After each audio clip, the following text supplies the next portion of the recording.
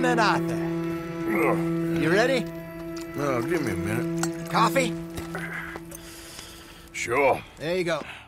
With 8 years of development, a 2,000-plus page script, a massive budget, a follow-up to a critically acclaimed title, and one of gaming's finest studios helming it, Rockstar Games has delivered one of the most incredible gaming experiences I've ever played in the form of Red Dead Redemption 2. Close it!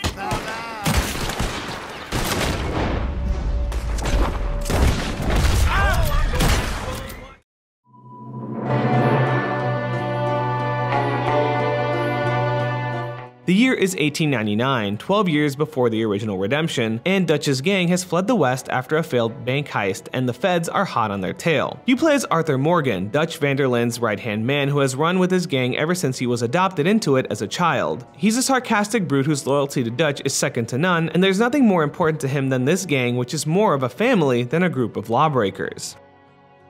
As the story escalates, it quickly evolves from a gang just trying to get their next big score into them holding on for dear life and getting enough money together to get the hell out of Dodge. Loyalties are tested as the psyches of various members collapse under the stress, men lose their way, and betrayals are certain to follow. It's a story that is intense from start to finish, even when it's allowing itself to have a slower pace at times. This is a character-driven game after all, and you have a crew of 20 people with varying personalities and reasons of their own to be loved or hated by you. Red Dead Redemption 2 is powerful, simply put. It's moving, it's gripping, and it's got something to say about how greed corrupts and how loyalty can be tested. Whether you're playing through an intimate moment with Arthur, riding home after a long harrowing adventure, or shooting up an entire town of cops from the side cable of a car, this open world is epic, always focused on delivering the most essential Western story in years. Another fascinating layer to this incredibly lengthy and large narrative is the one focused purely on Arthur Morgan. There was some question from many on how likable someone like Arthur Morgan would be. He's not John Marston, a man with family values and a strong moral compass. Arthur is far more intense, but he's not all bad. Rockstar has a history of letting you play as bad people, some of which don't have much more value than that. Trevor Phillips is a terrible man, Michael DeSanta is an awful husband, father, and all-around human being, Nico Bellic is a man sucked into crime and can't let go. Well, you get the picture. Arthur Morgan is a bad man who does have a very tiny heart of gold. Granted, this can change depending on choices you make, but the streamlined story does try to make him as empathetic as possible within reason. He helps the Native Americans in their fight against the United States government as they attempt to claim their land for oil. He looks after his own people like their blood relatives, and he's even willing to help out past lovers who shattered his heart. There's more depth to him than meets the eye. There's some humanity to him, even if he doesn't always choose to show it. Are some of his means questionable and morally reprehensible? Yes, but I don't believe that it's done without intent. He's flawed and complex. Morgan is easily one of Rockstar's finest protagonists, ranking up there with John Marston himself. This way.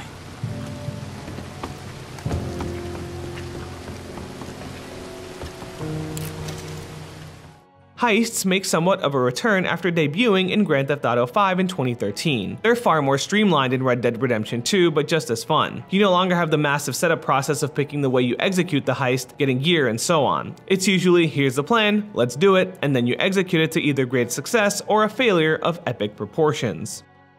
Players have the option to rob just about anything and anyone they want in the game. All businesses can be held up, pretty much every NPC can be stopped and mugged, you can kick down doors of homes and ransack their drawers and rooms for money and valuables, and more. Larceny is easily the most fun crime to commit in the game.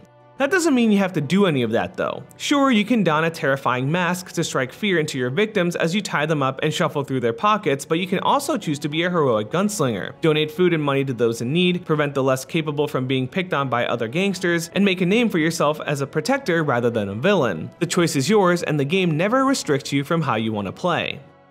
Getting into gunfights is incredibly fun and versatile. Firing without aiming down the sights can allow you to fire faster depending on the gun. For some revolvers, Arthur will rapidly move the hammer of his gun back after every shot if he's not aiming down the sights. It's less accurate but a hell of a lot quicker than waiting for him to use his thumb to load the next shot. Rockstar has opted to take out combat rolls this time around and has replaced it with more of a diving mechanic, something which will be much more appreciated when Red Dead Online comes out. While it's not the safest thing to do if you're out in the open or low on health, it can still save your life if you use it wisely. A large part of Red Dead Redemption 2 is upkeep, maintaining your gear, your gang, and Arthur himself. You need to take baths to keep your stamina in check, eat consistent meals to stay in good shape, and make sure your camp is stable. This sounds like it would be incredibly intrusive, but in reality it's quite the opposite, and the process for most of it is pretty speedy, so it won't take you out of the action for too long. One thing that will require your utmost attention is ensuring your horse is okay. If you play too risky, it can die and it's not coming back. You'll need to get a new one, and that doesn't mean you can just whistle for one. You have to steal or buy one. Luckily, these stallions are pretty resilient, but should you mess up, it's a long walk back to town. Now let's touch on the game's length, which took me around 80 to 90 hours to complete. While some developers like Ubisoft overwhelm the players with a ridiculous amount of side quests, minigames, collectibles, and more, Rockstar likewise fills its open world with more than plenty to do, but it's not busy work. It's all stuff you want to do rather than feel obligated to do. This ranges from gambling, bounty hunting, regular hunting, robbing homes, robbing trains, sticking up stagecoaches, coming across interesting secrets in a shop like lucrative backdoor businesses that you can steal from, and of course, the return of the Strangers missions, side quests that introduce you to some of the more unique individuals in the Wild West. Come here, come here. Oh. Lord have mercy! The vastness of the world is genuinely mind-boggling. It's hard to begin to fathom how this game is on current generation consoles. There are tons of interiors to explore both in and outside of cities and settlements. The beauty of the world is indescribable, and all the intricate details on both characters and the surrounding environments are really remarkable. Red Dead Redemption 2 feels like Rockstar's new GTA 3, as in it takes massive leaps towards a new era of open-world gaming, the likes of which have never been seen or at the very least executed to this level of quality, courtesy of the borderline photorealistic graphics and remarkable game design. The fact that this is where Rockstar is at right now on these current generation consoles, I can't wait to see what they do with Grand Theft Auto 6 whenever that inevitably comes out.